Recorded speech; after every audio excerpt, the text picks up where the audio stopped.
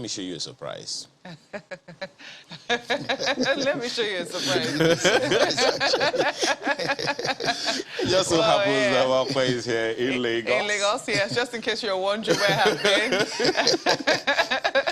It's usually very interesting. I mean, no one knows the quantum of things that have to go into the things that you do. So if you give us an inkling sometimes, it's good to have you in Lagos, so welcome. It's great to be here. Drink water. Drink water. Thank you. Okay, yes. For all I've been through this morning, let me drink some water.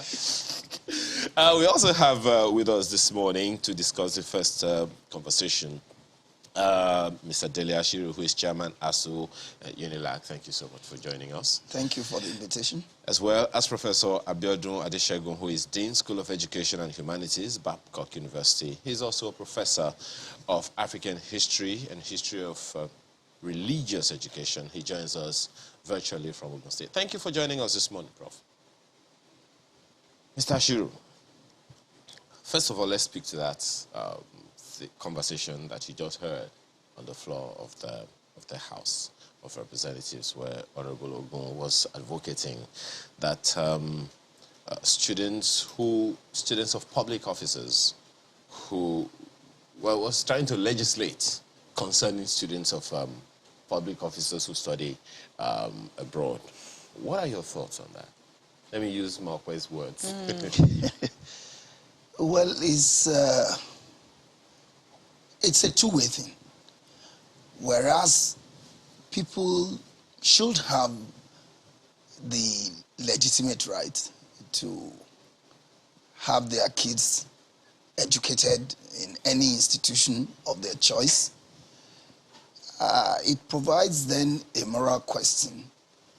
If we have discrepant education system in a country, and then a coterie that are privileged have their kids elsewhere because of the decadence in their own society.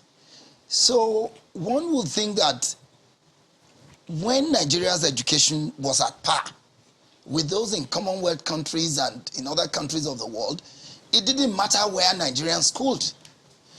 But in a situation where people take a deliberate disposition to discredit their own institution, and then they have their own kids abroad, is an eloquent manifestation of the kind of thinking and attitude that goes on at the level of government.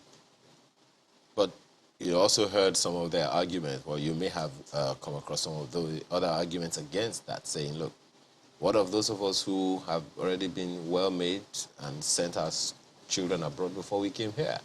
Are we going to return I made them? that point that all Nigerians should be able to educate their kids anywhere in the world. Indeed, most of them schooled outside this country on scholarship. What is making it an issue now is the political elite's attitude to education at home. I mean, if you get the same quality of education anywhere in the world, what does it matter where anyone sends his kids? But you cannot deliberately destroy one and then have your own kids outside. It's a moral challenge, it's a moral question which, I mean, those in the political class can't wriggle out of. Let me ask Professor Adeshegun, is this something that is on the table of the political elite, or it is actually something that civil service ought to take control of without recourse, so to speak, to the political class? There ought to be a system that ensures things happen without the influence of the political class. I guess we'll come back to Prof. But let me ask you that same question. Should it be something on the table of the political class, really? We have a civil service. We have the Ministry of Education, the Federal Ministry of Education, states' ministries of education, all over the place. They ought to do some things with or without the influence of the political class. There is a system. That's why we have a civil service, isn't it? Yeah, but we don't have a system. There should be a system. But we don't have a system. Let me ask you, are we, sorry to, I mean, I have to butt into that question. As you said, there ought to be a system. We don't have a system, but we know that the decadence did not start today. The decadence did not start in the Fourth Republic when we now started having democracy. A lot of people will, in fact, argue that it was during our military interregnum that we had this problem of decadence in the universities. That's when ASU was formed. That's when students were protesting. There was the famous Ali must go, protest then. So if the decadence started that far back, are we really hoping that all of it will be corrected? Because we know that decay, it takes a while for things to decay and for things to get to a halt. But we also know that it takes a lot of effort to try and fix it, perhaps a lot more time. Are we being fair in our assessment when we say that the political class deliberately, because it's the political class who say, but it's not our fault, we met it like this, we took vows to come and try and fix it. In the meantime, we all cannot be punished as a result of what is happening there. This question is amusing, actually. I mean, because what is the difference? If you say a political class, whether military or civilian or whatever. Ideally, should the military be political? Should it be classified as a political class? Oh, yeah. See, once you venture into politics, I mean, there's a whole lot of write-up by Huntington, even locally here, Falola and Hombury, about how the military became so politicized, such that, I mean, you have to consider who is sitting next to you to even volunteer, some opinion in the mess. So once a Praetorian Guard, which is the military, who ordinarily should be subservient, to civil politics, ventures into it. And ever since they have remained, even today that you are talking about, David Mark, who was Senate President, was a retired military. Obasanjo was the current head of state, a retired general. So when you make that kind of distinction, it becomes amusing. But even at that, when we say a society is decaying, and the decay started a long time ago, shouldn't there be a time to say, look, let us reverse this decay? Are we not beginning to see those signs? How? You're not, there's been... How? Why? Nigeria is worse off today than it was 30 years ago, even under the military. When you even talk about the military... And we can take instance, let's take, some statistics. The best roads were built under the military, even though I'm not an advocate of the military regime. These ones who call themselves political class, they have left no place, no turn unstoned since the return to the so-called democracy. But most of these, my apologies, Mark, just to follow up on your argument along the military, most of the policies that came under the military were through civilians. Most of these economic policies, education policies, should I use ministers? No, ministers and all of those things. Those things came from the civil service, from civilians under the same civil service, so under the same military you're talking about. So we can't really squarely say it's all because of the military, can we? Yeah, but that's the argument that I'm making, actually. That you can't really make a distinction between whether you are military or civilian. We just have a political class, whether military or civilian, that is parasitic, that is dependent, that doesn't love the people of Nigeria.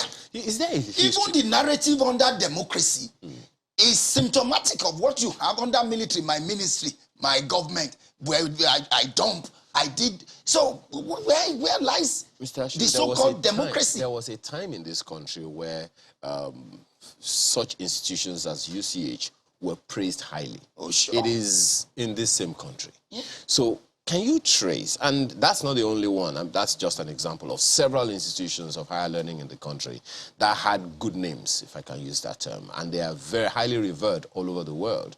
What happened? Can you trace the trajectory of the decay? Simple.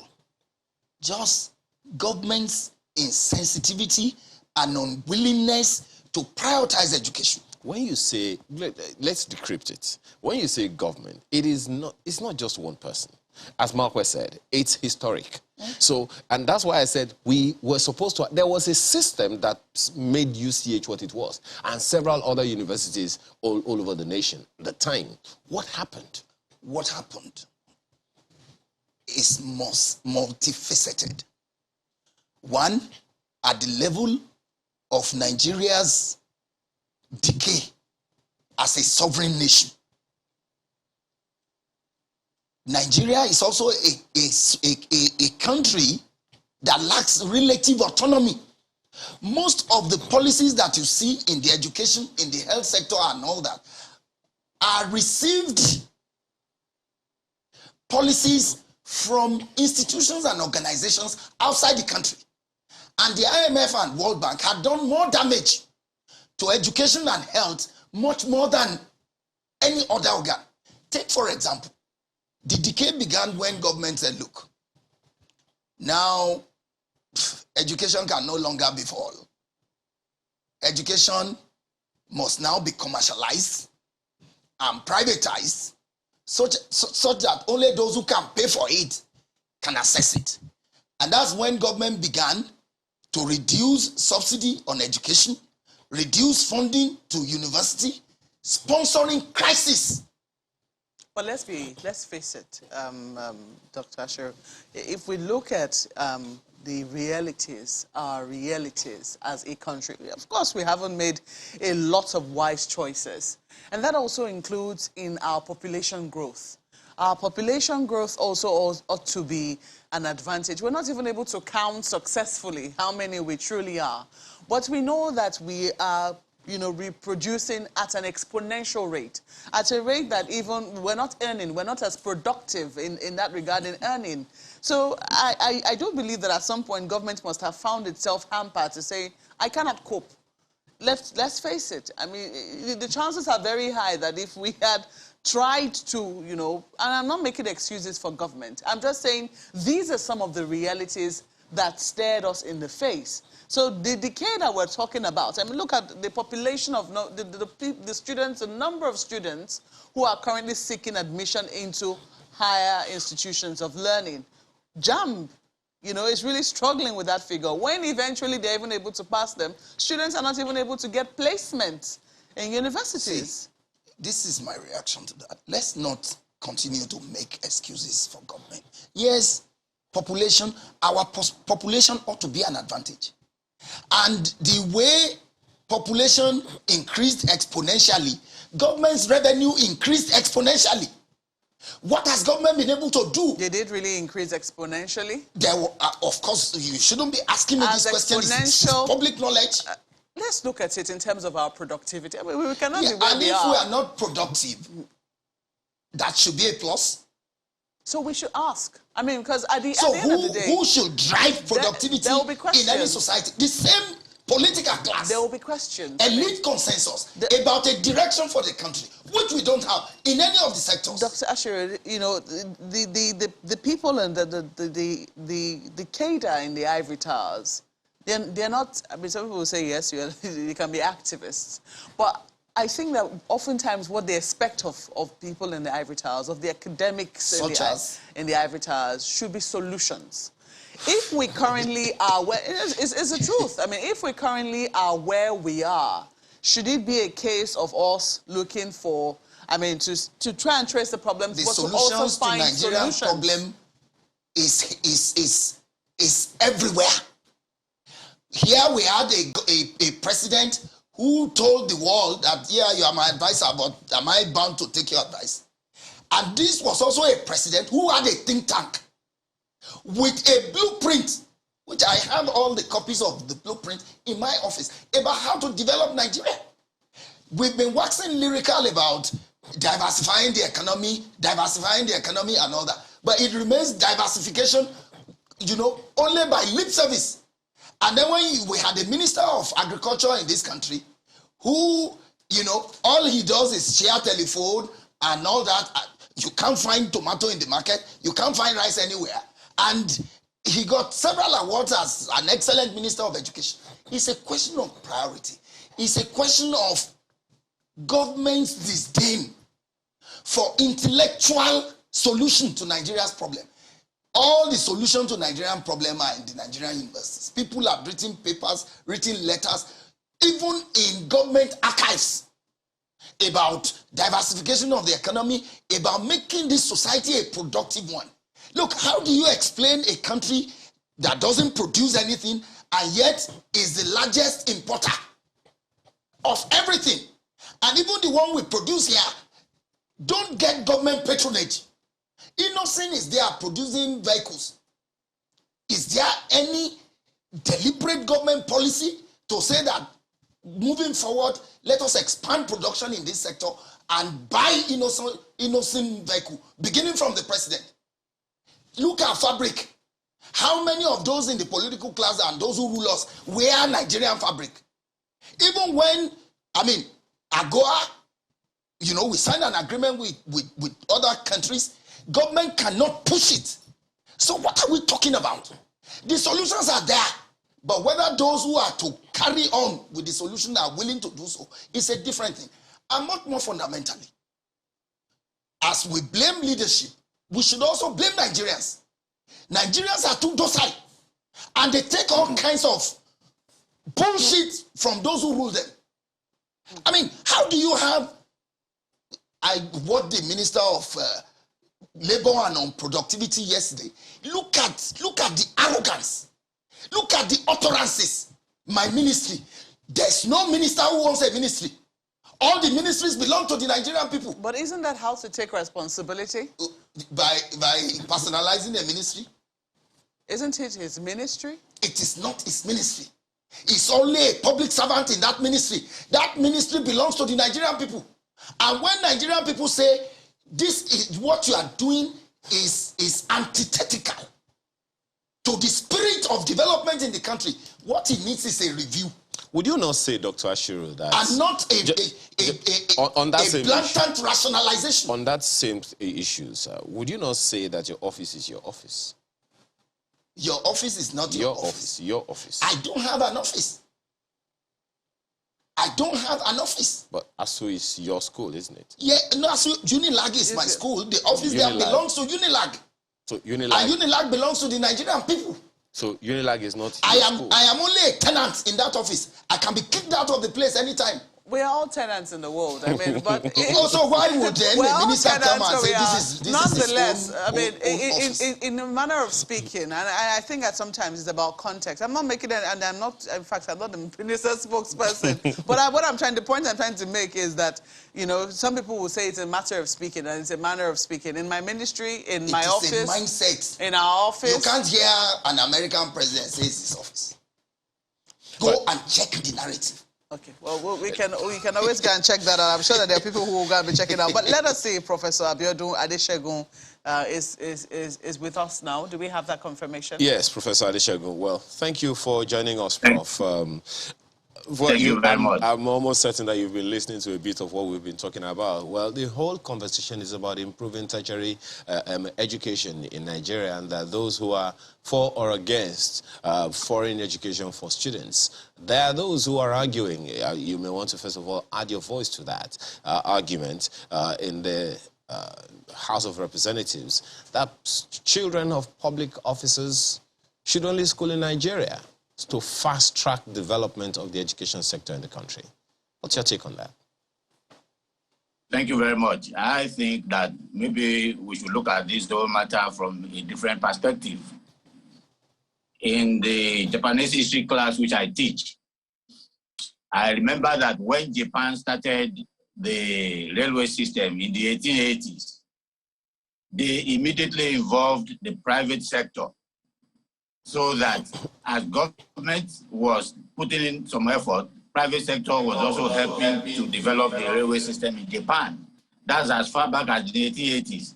The fact is that the way our educational structure is now, the government alone cannot be able to really fund it adequately or be the sole player in that field. Look, we have, according to the statistics from the National Bureau of Statistics, we have 600,000 placements in our universities as currently situated. We have about 170 universities comprising of federal, state, and private. But with 600, that is about only 25% of the candidates that are qualified, that have passed the examinations to be able to really go to these universities. That means that we don't have enough carrying capacity. So government needs to put in place private sector friendly policies that will enable industry to endow universities with research and development funds and allow people to establish universities based on certain criteria to be able, for us to be able to, achieve what we need. Take the state of New York alone. It has over 240 universities. Ogun State has the highest number of universities in Nigeria, and there are only 13. So you can see that the placements are not there. So you cannot stop anybody who wants to go and train in Ghana or in the UK or in Germany from going to school there, because the placements are not just there, and we cannot really admit all the students that we have that are successful and that are capable of entering university matriculation. Is it an argument of the placement for these officers that we are talking about, or even the quality of education that comes out from the schools? Because that's the argument. Some of them, they may not even be aware of this argument of placements. The concern has been that of the quality of education that comes out. I think it was a minister also that said that a good number of graduates from Nigerian universities are unemployable. I think that is just speaking from a layman's point of view. I've been to several universities in Nigeria and I've interacted, and I know that the quality is there. What the area that we may be having a challenge is in the area of science. Take, for instance, my last child. He graduated from Babcock University with a medical degree. He is now a medical practitioner in the UK. So if the quality of what we delivered at Babcock was not good, there's no way that he will have gotten a placement in the UK, in the NHS, trying to make a career for himself.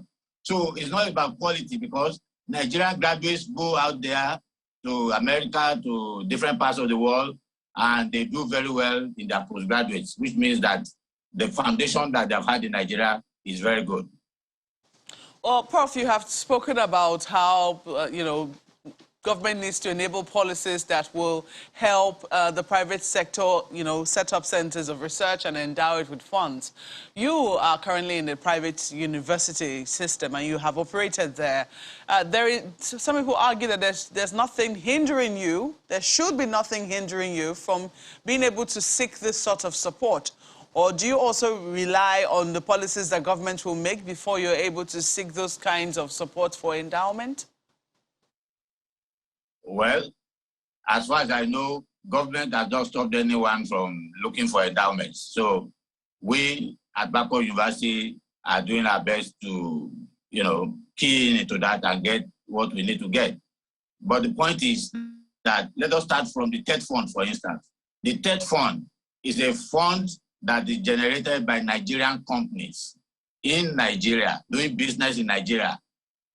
And the students that we educate in the private universities are Nigerians. So up to now, it beats me. And I don't understand why government should preclude private universities from having access to TED Fund to start with. Because, opening that door also will be a foundation for doing other things that will be noticed by funding bodies worldwide. They're working on that. I know that even the ES of the Executive Secretary of TED Fund has raised that as an issue, but he says that while they're trying to work on that to see how they can persuade government that even private universities should be able to do this, they said that there are ways around it. Lecturers in private universities are able to collaborate with their colleagues in government-owned universities. Isn't that correct? Absolutely. That is very correct. So this is a recent pronouncement that I believe that ourselves and other private universities are keying into right now. in order to be able to do that. But it goes beyond just research, because you need infrastructural development, you need laboratories, you need cutting-edge technology to be able to do cutting-edge research that will provide solutions to real human problems in real time.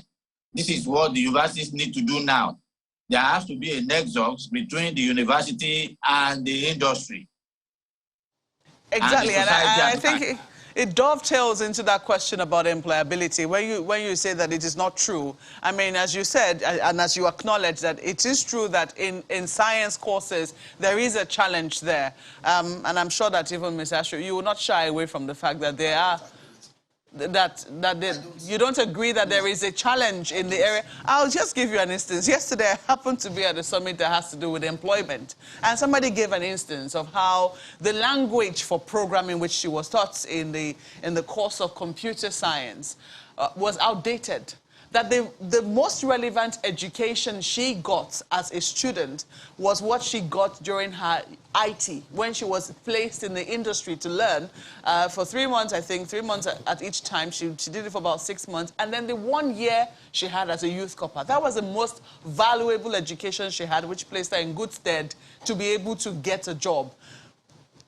So if that is the situation, how can we really say that it is not true? Okay. That a lot of what is being taught today is not relevant to the industries which we are preparing these children for? Okay, well, you see, there's a fundamental assumption that is wrong.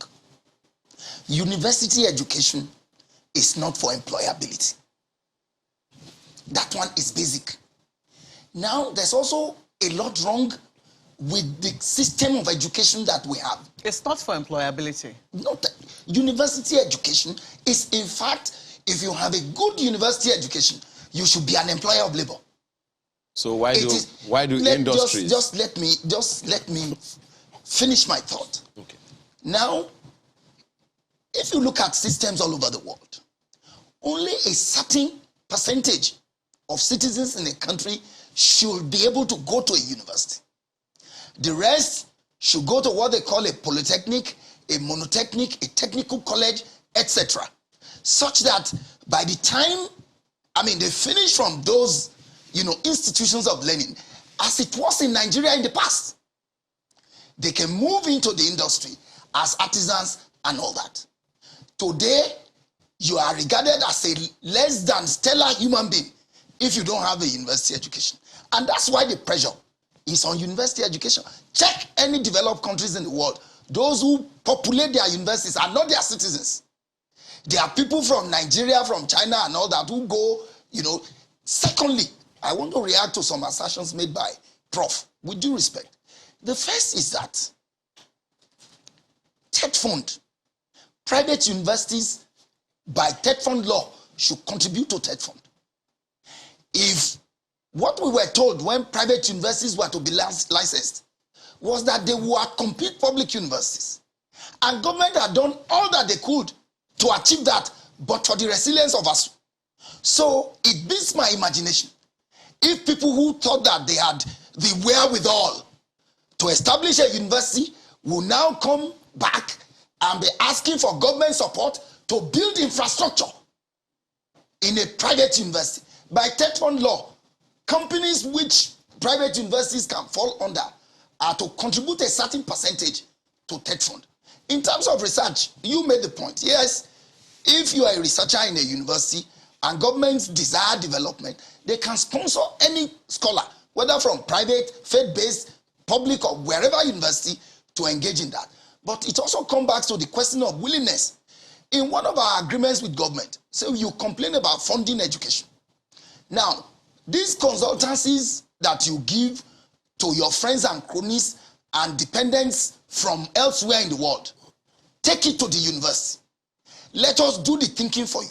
And you pay so that we can use that money to educate Nigerian citizens and develop research. Okay. Up to now, government has failed. Finally, please, you see, when we talk about the crisis in the education sector, yeah, access is a challenge. But sending your child to a university outside Nigeria is today a status symbol. and a class privilege. It has always been. It has not always been. It has always been. It has not always been.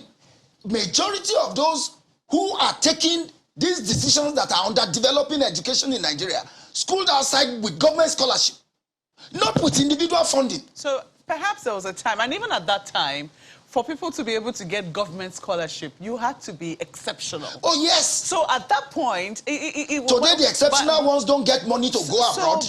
No, there'll be arguments on that. I mean, let's have the conversation and do a statistics. I think there is a government, but I'm trying to remember the name of this particular institution where a lot of our citizens have gone to.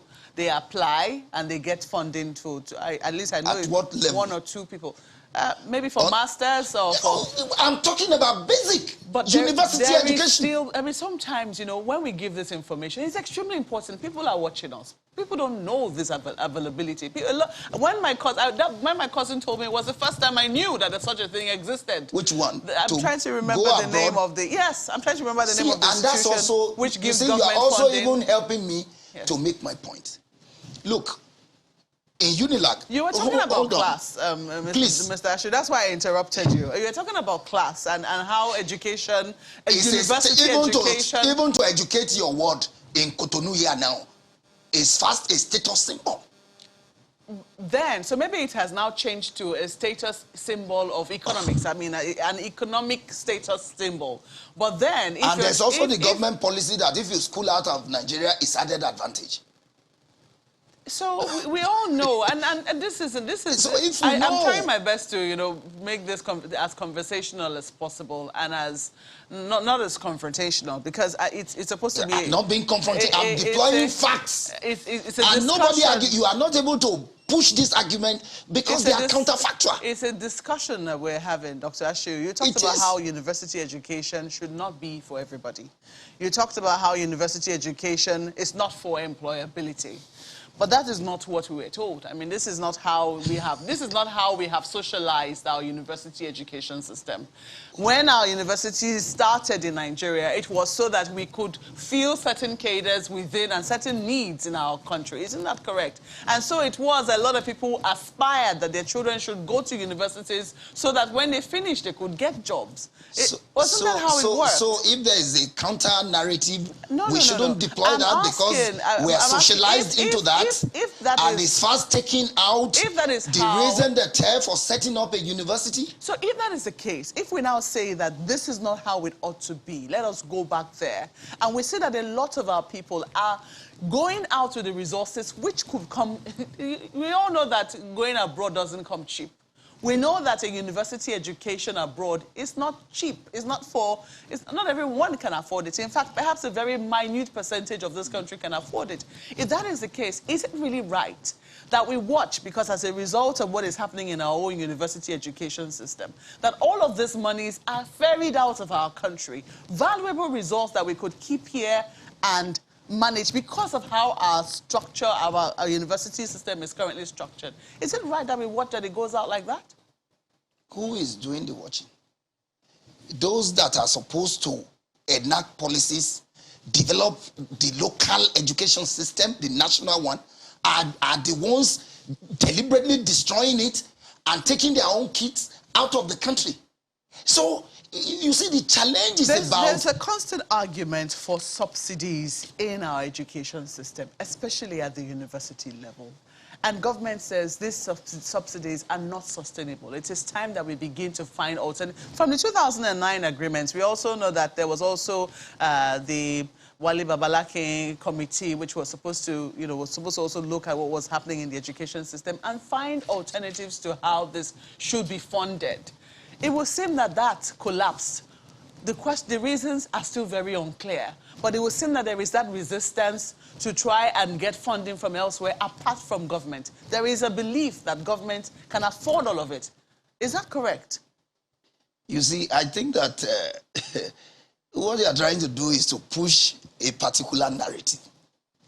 And you ask me a question, you won't allow me to answer. And then you will raise another question and shift away from that. I think that if we really want to have a conversation, the way you have talked about it, it is important to allow us exhaust our thoughts and then move to other issues. I know that the issues are legion. and we may not be able to talk about them within a program like this. Now, to respond to your question, there's nothing like Babalaki Committee. Babalaki was appointed to lead a government negotiating team and got to the negotiating table and turned himself to an emperor whose opinion must be accepted as law. And our union told him that, look, we are a union that had engaged government in a series of negotiations over the years. And this was not the practice. For 4 years, Wale Babalaki was not able to birth any agreement. Within 6 weeks after his exit as pro-chancellor, Professor Munzali Jubril delivered what Babalaki could not in 4 years within 6 weeks. So that tells you the mindset, the attitude, the thinking of Babalaki himself. Had his first degree in Unilag, and because of his privileged position went abroad and got all other degrees and was trying to impose the values of England and America and all that within a context that is very different. Isn't that what we desire? I mean, you just said that, you know, university degrees are not for employment. Isn't that what we desire? The people who established universities established them for a reason. Isn't that correct? Now we're trying to move that way. You say he's trying to impose what happened in England and all those other places on Nigeria because our context is different? Yes. And I don't think that there's anything contradictory in what I have said. I said that university education is not, and that's at the level of ideal. It's not what we were socialized in. When universities were established in Nigeria, they were to produce middle-level manpower, interpreters. Will we still remain within that socialization? Well, Prof, 60-something years after? Dr. Ashiru, there are so many things. I am saying that my apologies. universities is you to train your mind in such a way that when you leave the university, you look at your society, identify a problem and solve it. The question then In doing that, you can employ a lot of people and create jobs. Dr. Ashiru, some people will Not to argue. go and be doing there'll be arguments plaque that, and the so kind of thing. maybe in the arts they were interpreters, but we know that in the sciences our doctors were top cadre. We know that our engineers were top cadres. Well, How many engineers did we have in Nigeria before 1960 and beyond? How many?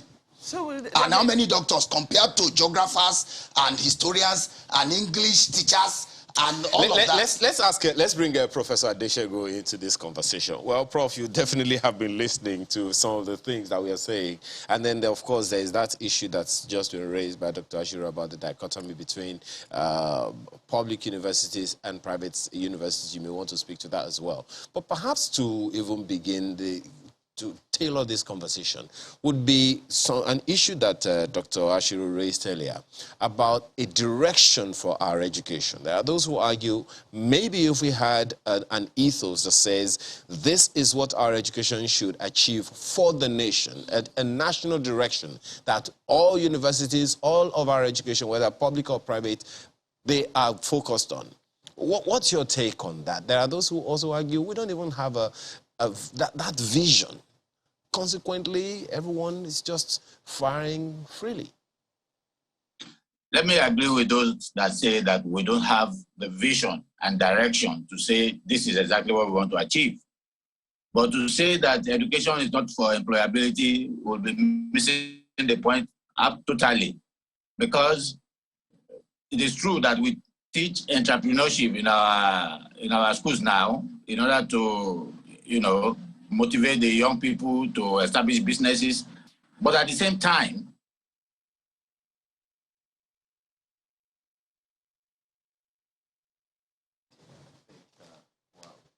I'm pretty sure that once he comes back, we'll get him back. He doesn't agree with you on whether or not we have, it has a purpose of employability. Let's even assume, without conceding what you said, that it is not for employability. It is for entrepreneurship. It's for you to be able to stand alone. The skills that are deployed today, can they help any degree holder stand alone? Well, they cannot. They cannot. So the option they have is to get a job. So yes, the option they have is to get a job. And that now we hear that they are not employable. You see, that phrase is not absolutely correct. It's not. You look at these people you are saying they are not employable. If by chance they find their way out of this country, they make worse. I deployed this fact here before. The same Nigerian graduates that are not employable, Saudi Arabia is scrambling to recruit them here in Nigeria. And in all sectors, engineering and all that. You see, and I need to make this clarification. I didn't say that education is not for employability. What I said is university education. Now, if you went to a polytechnic, for example, and you are well trained there, you know, as for example, a good plumber, you should be able to function effectively in that area within our society. Today, if you look at JAMB tells you to pick a form and take in order of priority. You take one university, one polytechnic, one monotechnic, one college of education. Which means that even government had, done that categorization within their own conception in the area of priority, and they put education last. So is there then a vision to that? Well, don't answer that yet. Let's quickly take this. I mean, we have breaking news coming in now that a Max Air carrying over 450 Nigerian passengers, mostly students from Romania, has landed at the private jet terminal of the Nnamdi Azikiwe International Airport. The passengers are said to be Nigerians who fled into Romania from Ukraine in face of the Russian invasion. Again, Max Air carrying over 450 Nigerian passengers, mostly students from Romania, has landed at the private jet terminal of the Nnamdi Azikiwe International Airport.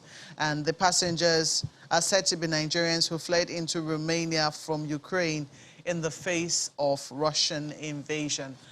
It's certainly heartwarming to get this news that at least some of our students who have been stranded in Ukraine, and lots of them making their way into these countries, Romania, Poland, and other neighboring countries, are now being able to come back home successfully. So certainly, I'm sure that this is certainly news to cheer for all of those who have been, anxious about the fate of their loved ones who are stuck with around that axis in the crisis. At least for these ones, I think that their anxiety certainly has been resolved, and we hope that there'll be many more flights. Most certainly. I think there'll be a few more flights to evacuate, especially after that vote by the president. $8.5 million. That's no small money. Exactly, to bring back home Nigerians who have been stranded as a result of that particular crisis. So this is news for you. 450 of them, not all of them students, but mostly students, are now back home at the private jet area of the Nnamdi Azikiwe International Airport. That's in Abuja. And this naturally also tailors into the conversation we're having. They are mostly students. Indeed. So, Prof, you were making some case the other time about employability or not of students in Nigeria. Yes, I was saying that people from India are working remotely with the California company because they have the knowledge, they have the IT base to be able to do that. So to continue to argue for these polytechnics and monotechnics is not the way to go, because right now, they are not relevant. Will you find hospital employing nurses that Prof, are from the... If you can hear me, Prof. If you can hear me, Prof. Is that to say that the monotechnics and polytechnics are not relevant? Why not develop them into universities of technology, where they can still do the same thing, but get additional knowledge that will make them more capable to do what they need to do? So this is the way to go. Are you saying then that legalizing university... Just a moment, Prof. We have polytechnics that are legalized. They are legal entities in the country. Are you saying that there is no place for them whatsoever in our education system? Well, you answer this question then. Why is Yaba College of Tech now a University of Technology? Why are some of the polytechnics being converted to universities of technology? Because the knowledge base is expanding, and you need a curriculum or curricula that will cover so many things than the polytechnics and the monotechnics can cover. So they will essentially still be doing the same thing, but in a more refined and in a more expanded way, if they are converted to universities of technology. Is that really the situation, here. Prof? I mean, is that really the reason? We know that, I mean, I'm talking about socialization and our preference for university education. The fact that, you know, getting a university education is a status thing. Poor as our university education might seem, for a number of people, there is discrimination. The House of Reps had to pass legislation in that regard, that there must be no discrimination between HND degree holders and university degree. Isn't that part of the reason why we're converting almost all the polytechnics and what have you to universities? Yes, thank you. Everybody wants the good life, and they want to be able to be pivotal to development. So whatever it takes to do that. When you continue to say that university education is a status symbol, I beg to disagree. I took my students to Rome on a study tour, and one of them was the daughter of a pepper seller in Shagamu, Ogun State. How? So I asked, how did your mother come up with the funds for you to be able to make this travel? He said, because my mother wants me to engage with the world. So all these people that are leaving the country, either by way of education or by work, they can still contribute to our country in terms of foreign exchange, because after all, they bring in the money that they make to Nigeria. They build houses in Nigeria. They establish businesses in Nigeria. So we need to think globally and understand. Prof, you have made the point, as far as I'm concerned, about being a status symbol. I mean, when you spoke about her mother being a pepper seller, you knew immediately that, you know, it would have been very difficult for her to be able to come up with those funds. If she had said her father had a university degree, you might not have questioned how she was able to come about the funds to travel. Yes, indeed. So, when we came back, I went to the woman and I saluted her and I said, you are forward thinking that you could put together cooperative money, Esusu, in the marketplace to send your child to Rome. That means a lot, that you know really the value of education, and you know that you want to give this girl a chance. As we speak now, the girl is out of the country and is working in the United States. So Prof, it's going to add value to the mother, it's going to add value to Shagam society, it's going to add value to Nigeria. Even though I mean, some people will say that there might be some questions with the examples which you have used in terms of the fact that almost everybody is out of this country working. I mean, you talked about your son who's schooled in Nigeria is out of the country. This young lady who's done very well for herself with the support of her mom is out of the country. And that raises another another set of questions. What we're trying to see is how we can improve our education system in such a way that we're not only employable abroad, we're able to add value to our system here and, improve our education system in such a way that we're even able to attract students from out of the country into our country. What are some of the ways that you've given the example of TED Fund? Dr. Ashiru disagrees with you that private universities should be able to get access to that. But what other ways, what other means are private universities looking at? Are exploring to see how they can, make it more attractive to even bring students out of this country into the country? Thank you very much. This is a conversation we have every day at Babcock University, that we want to make our university a center of global excellence. And that means being able to internationalize our staff and students so that people... Oh, no. So we have to deliberately work towards providing the ambience, the environment to be able to do that. And that involves a lot of money. And this is what we are talking about, that if we leverage with industry, and they are funding some of the R&D that we are doing for them. Then we have enough money to endow chairs and call people from Yale, from Oxford, from anywhere to come to Nigeria as exchange scholars or exchange students to be able to enrich the system of learning that we have in our country today. Thank you so much, Prof, for that. Let me quickly take the closing comments of Dr. Ashiru. He believes that, you know, leveraging with the private sector is one of the ways to go about it, seeking endowment. Is it? I know that, you know, at least Unilag has benefited immensely from that, but I'm sure that there's still room for improvement. What other ways is ASU exploring to see how we can even make our own students, especially families who can afford it, stay here? You see, the first thing is to review the entire education system in Nigeria.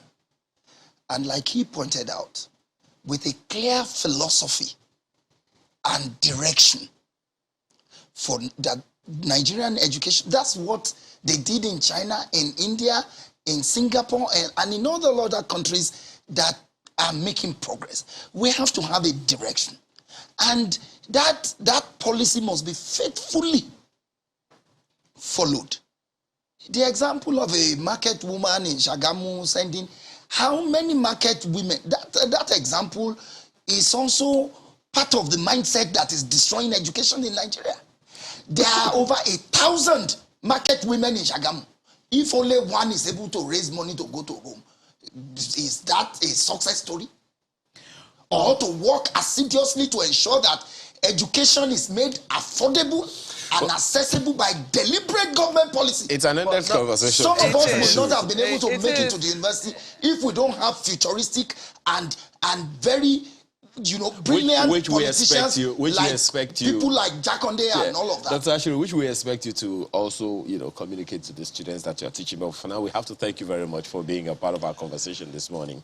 Dr. Dele Ashiru, thank you for all that you are doing for Nigeria and for us. We are very grateful. Channels Television. Thank you. Dr. Dele Ashiru is Chairman ASU at the University of Lagos. We've also had Professor Abiodun Adeshegun, who is Dean, School of Education and Humanities at Babcock University. He is also Professor of African History and History of Religious Education. He joined us virtually from Ogun State. Thank you for joining us this morning. Thank you very much. Okay. We know that the constitutional amendment process has been on for a while now in the Federal Capital Territory, in the National Assembly, and quite a few things have gone through the vote. A number of them have been passed. One of them is local government autonomy, and we're going to be asking what the implications of that are for Nigeria. Now that the National Assembly has passed, it's one step of the way. It still has to go through the 36 states, and it must come out with two-thirds. As per two-thirds of the states must approve of that for it to eventually be in our constitution. But if it does sail through, and as it has at the National Assembly, what will that mean for local government autonomy across the 36 states in Nigeria? We're joined this morning by Comrade Ambali Olatunji, who is the LG Autonomy and of the LG, beg your pardon, of the LG and Grassroots Development. National President. Nolge. Of Nolge. My apologies for that, Comrade. You're welcome to the program this morning. It's my pleasure having me here. So what does this spell for local government? Now that this has passed through, I'm sure that it is something, it's a development you are happy about. What does it mean? What does it spell for Nolge and local government autonomy? It ushers in an era of new glory, progressive development, job provision for the youth, vocational skill acquisition for youth and women. And it's an attempt, it will stem the tide of insecurity in our rural roots. What do I mean by this? You know, in the yesteryears, around 80s, even during Babangida era, you remember the DIFRI, Director of Food, Road and Rural Infrastructure, that was able to tar roads, open up community roads across the country, provide potable water supply. That was the era of sinking of boreholes across various communities in Nigeria. It was the era of primary health care development too, whereby local government was able to provide functional health care facility at their rural areas because they lack access to modern health care. And that's why we were able to reduce the mortality and morbidity rate, especially for women and the children. And During that time, we were able to open up community roads. That's why we have some farmers market here and there, so that farmers will be able to bring in their farm products and produce to the city centers. And you remember that the autonomy then brought in era of having community security surveillance at every local government then, because local government was directly funded, and it enabled local government to plan their security program. On every Monday of every new week, local government chairman will preside over security meetings that will involve the non-indigenous, like the Fulanis and the Hausas community, the Igbo community, non-natives, they are there. The head of, if they have the... You're talking about the Southwest. Let's not forget that this is something that's going to be across the 36 Even states. in other states, yes, it's always, they hold the meeting with the connivance of the emirs and the obis. It's everywhere. It's everywhere during that time. Because it's mandatory that they must have that. And what they achieved then was that they are given security alert. If there is bound to be any communal clashes and what have you, they will gather at that meeting, they will discuss it, and they are proactive because the DPO of that area is there, the SSS director in that community is also there, in that local government is there. So they will all review it, they gather intelligence gathering, the intelligence information, and they go to the field. And that's because what we have now is that the city centers are already over-policed. You have the military barracks there, you have the force headquarters there, you have SS headquarters there, civil defense headquarters, leaving the rural routes vulnerable to attacks, banditry, terrorism, and criminals. And in those days that we have local government autonomy, you realize that there's a department called Community Development Department at local government, that was able to provide vocational skill acquisition for women, rural women, and the youth. So you think that this is going to have an effect on governance generally at the local level? Yes, tremendous effect. In terms of infrastructure, education, security, these are some of them that you have named. But some people will argue, and I think a number of governors have also argued that before now, the funds that was accruing to local government was insufficient. At least from the federation account, and that they always had to support local governments. In fact, some governors claim that without even this going through the vote, they have been implementing local government autonomy, and that they found that they usually have to support, they have to augment what comes to the local governments in terms of health, in the areas of education, that some local governments are unable to pay primary school teachers, and that oftentimes states have to support in that regard. This is some of the realities. How do you think that is going to work going forward? Let me say both that is incorrect. No state government fund local government. Are you saying I made both to tell you. Are they lying? Let me, it's a false statement. If they are supporting local government, why are they blocking local government autonomy? Ask yourself. You are funding me. You are using your own fund to even power my programs. And I said, let me go. Why are you desperate? Why are you blocking it? The answer is simple. Let me say... What are they blocking? Local government autonomy. You know their moves. Let me tell you. The 8th Assembly passed it. The concurrence at Z level was abandoned because of the influence of the governors who coerced, who koto, and discouraged the House Assembly from passing it. And it's even evident now. About 2 weeks ago, Governor Fayemi was in Abuja holding making clandestine moves, holding national meetings with some key stakeholders. That's why I said it in the press yesterday. Who are these key stakeholders? I mean, those who are supposed to give concurrence. You see, you are saying we are funding local government. I'm not touching local government fund. Fine, let local government be. It's easy. You said you are carrying an additional burden on your shoulder. We said, put it down so that you are relieved. Why are you desperate? What is? Let me tell you, what they claim is not correct. When you look at the administrative autonomy granted to local government, it clearly states that funding of universal basic education by the Supreme Court judgment of 2003, it is clear that the role of local government in funding primary education is only participatory. And when you say something is participatory, can the person participate with himself? It takes two to tango. The burden of funding primary education was quietly put on the doorstep of local government. the support role that's supposed to be played by state government was not implemented. Have employees been able to break it down? Because I don't know, but I imagine that in your agitations, you might have been able to do an assessment, perhaps of what was accruing to the joint account, and perhaps what ought to have been going to the local government. Lagos State has a unique situation, but I do not know if you were able to do the maths of what should accrue to local government and whether or not it could really have carried what the responsibilities that local government are expected to carry. It's more than enough, my sister. That is the truth. How much is it? Let me How tell much you. are we looking at? Do you for have example, an idea? from 100 million, 150 million, 200 million. And you see staff distribution, even in universal basic income, is not the same thing.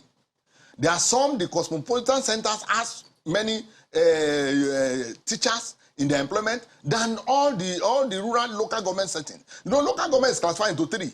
Those that are well developed are in the city center. Those are that the next to them that are developed but not up to that. For example, if you are talking about Ikeja, for example, municipal council, and you are talking about Agege, for example, there is variation, there is difference. But because of closeness of some of these employees to the city centers, they have a bit higher population. But area like Ekpe, like Rodu, you can't say the same number of employees in the basic education at the same number at the city center. But fine. Even at that, funding of the local government fund universal basic education. But LGA, local government or universal basic education board, does not belong to local government. That's the irony. The recruitment of teachers is not done by local government. And yet, local government no administrative, no financial control over universal basic education. And they are the one funding universal basic education 100%. That's an aberration. So essentially you're saying that even with this autonomy given by the National Assembly, hopefully the concurrence with the states, there's still a lot of work to do in terms of implementation.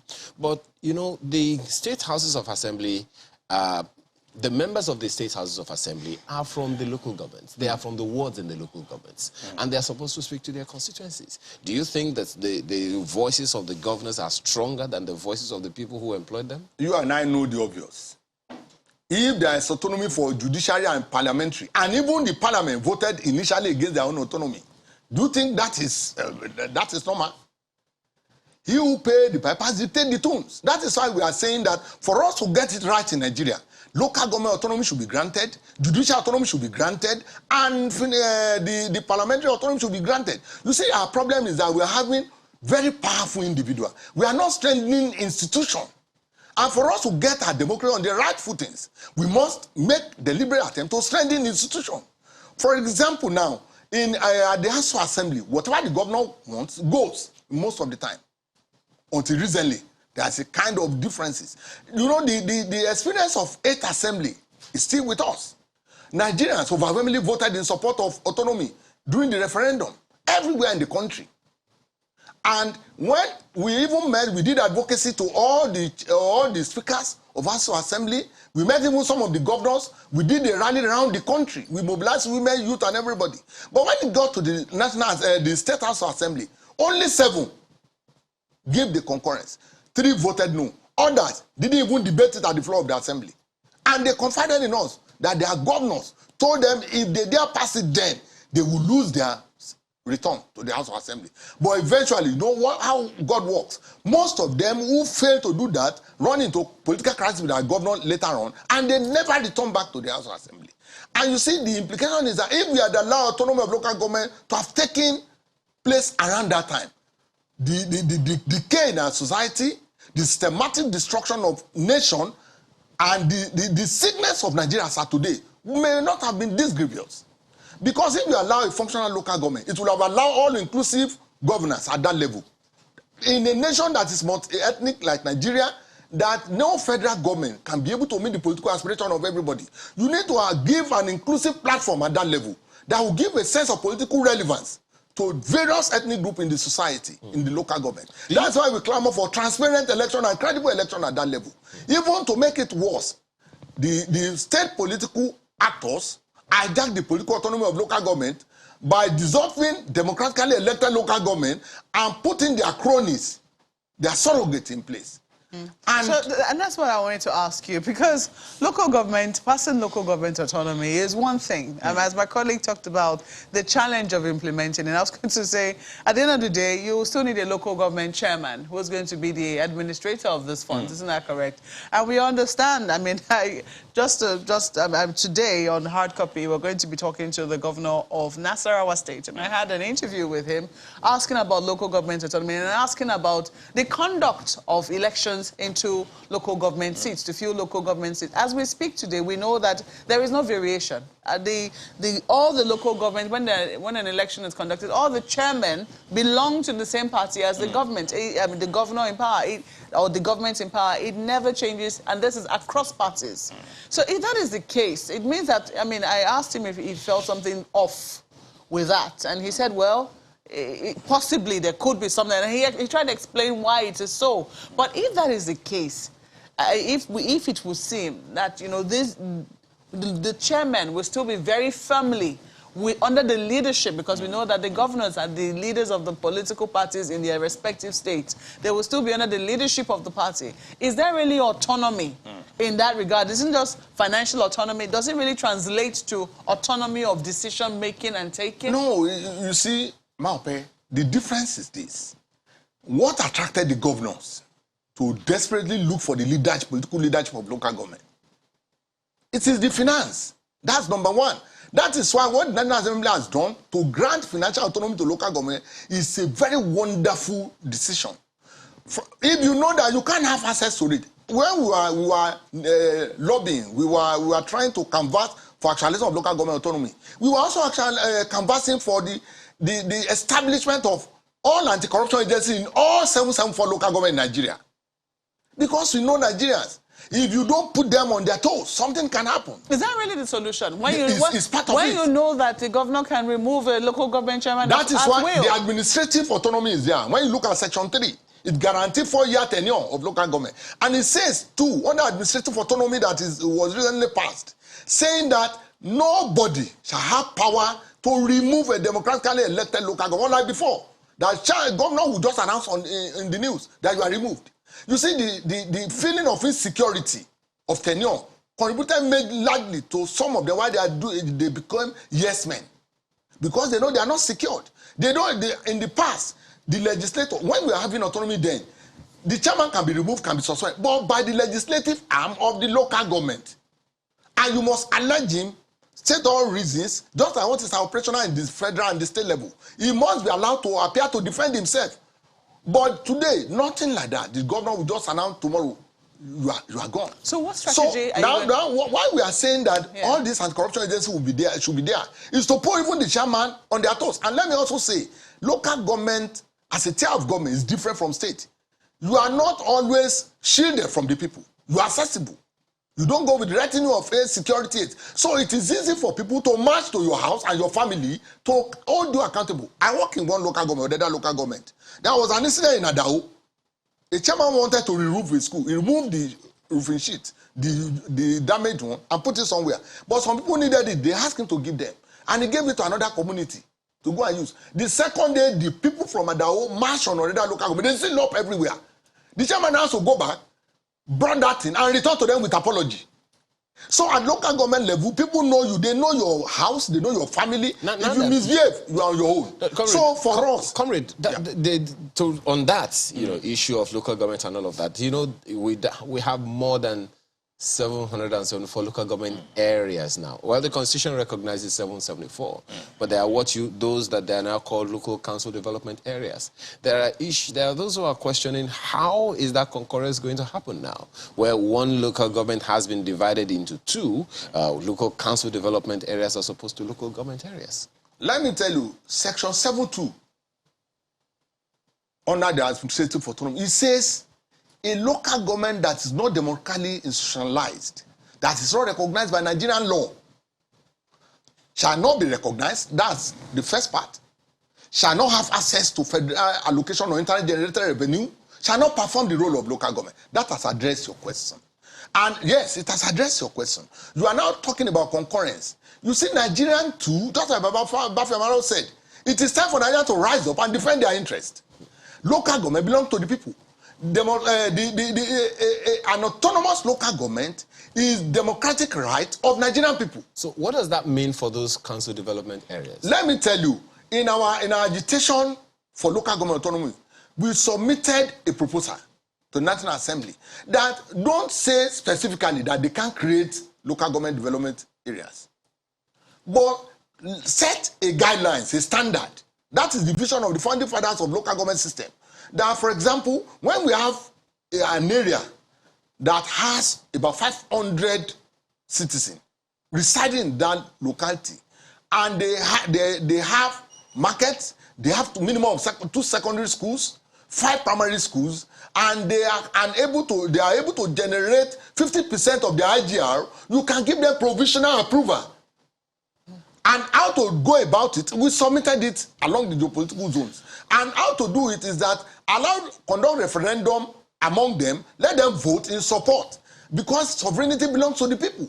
Once they vote in that support, translate it through the National House of Assembly member representing them, send it to the Federal House of Rep and the Senate. Let them debate that using INEC to confirm the referendum. If it's confirmed, grant them temporary approval to run local government. If they are able to run it for 1 year, then they are better off. And even those ones that are in existence, that are not viable, subject them to the same standard of procedure. So that you'll be able to know that this is a local government. This one is not, it's not a local government that meet the criteria. There's no law that says once you've been registered as local government, you must be there, whether you perform or not. The local government, the existence of local government is to become a service center that will develop and open up the community. We are almost out of time now, so I'll just ask you what you're going to do differently this time around to ensure that you get the 2/3 that is required. Because you said the last time in the 8th Assembly, local government autonomy was voted for. It went through. What happened was that it didn't sail through in the states. So what's the strategy this time around to ensure that the state houses of assembly, or that the governors, as you accuse them of doing, will not be able to block it this time around? Yes, our own is to conscientize Nigeria more, sensitize Nigeria more, partnering with you, the media, to let Nigeria know the advantages of having a local government autonomy. All of us are we are confronted by a mass insecurity. A patriotic Nigeria must be able to vote in support of local government autonomy. That is one. For us, as our own step-by-step movement, we are going to engage the zonal. We are going to embark on zonal campaign now, zonal mobilization across the country. We've done it before. After that, we'll go to local government level. In all 774 local government, we have put in place Operation Meet Your House of Assembly member. Go to the houses and let them know the reason, and tell them you are voters. You reside in the community. Bring along all the other key stakeholders. Election is around the corner. If you vote for local government, it's a vote for you to return, or a vote to destroy your political history. It's a fine place to live in. We are going to carry out Operation Occupy Your House of Assembly. We are going to be at the gathering. We are totally out of time.